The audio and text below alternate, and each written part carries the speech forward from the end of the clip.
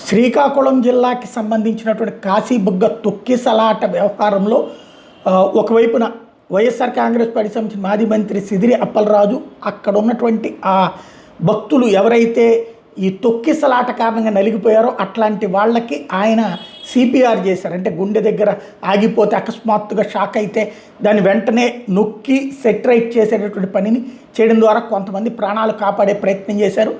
అది పక్కన పెడితే ఇప్పుడు ఈ తొక్కిసలాట్లో 25,000 మందికి పైగా భక్తులు రావడం వల్ల 5-6 వేల మందికి మాత్రమే సామర్థ్యం ఉన్నటువంటి చోట వలన ఈ పరిస్థితి వచ్చింది. నిర్వాహకులు ఇంతమంది వస్తారన్నటువంటిది పోలీస్ శాఖకి కానీ ప్రభుత్వానికి కానీ సమాచారం అందించలేదు అన్నటువంటిది ఇటు మంత్రి కొండపల్లి శ్రీనివాస్తో పాటుగా మరికొంతమంది చెప్తూ ఉన్నారు. భక్తుల రద్దీతోనే ఈ రైలింగ్ కూలింది అన్నటువంటిది. అదే సందర్భంలో సహాయక చర్యలు ఎప్పటికప్పుడు చేపడుతున్నామని ప్రకటించారు. మరోవైపు జగన్మోహన్ రెడ్డి తీవ్ర దిగ్భ్రాంతి వ్యక్తం చేశారు ఈ అంశానికి సంబంధించి. చంద్రబాబు నాయుడు గారు పవన్ కళ్యాణ్ లోకేష్ వీళ్ళందరూ కూడా దిగ్భ్రాంతి వ్యక్తం చేశారు.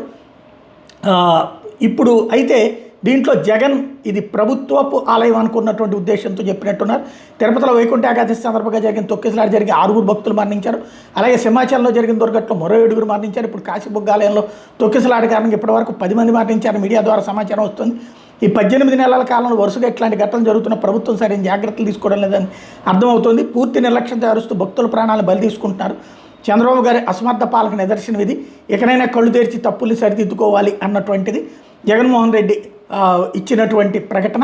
సాధారణంగా వెంటనే అందుకని ముందుగానే దేవాదాయ శాఖ ప్రకటన ఇచ్చేసింది ఇది దేవాదాయ శాఖకి సంబంధం లేదని. అయితే అలా దేవాదాయ శాఖ సంబంధం ఉన్నా లేకపోయినా క్యూ లైన్ల నిర్వహణ ఇట్లాంటి దానప్పుడు ప్రభుత్వమే పోలీసు యంత్రాంగమే సహకారం తీసుకుంటారు.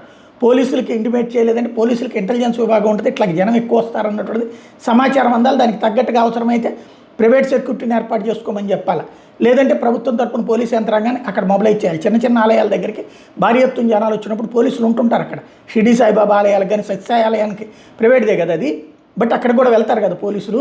అది ప్రభుత్వాన్ని కాదు కదా. సత్యసాయి ఆలయం కావచ్చు, సత్యసాయికి సంబంధించినటువంటి మందిరం కావచ్చు, అనంతపురంలో ఏర్పాట్లు చేస్తాం కదా, అక్కడ ప్రైవేట్ సెక్యూరిటీ ఉంటుంది మంది కూడా.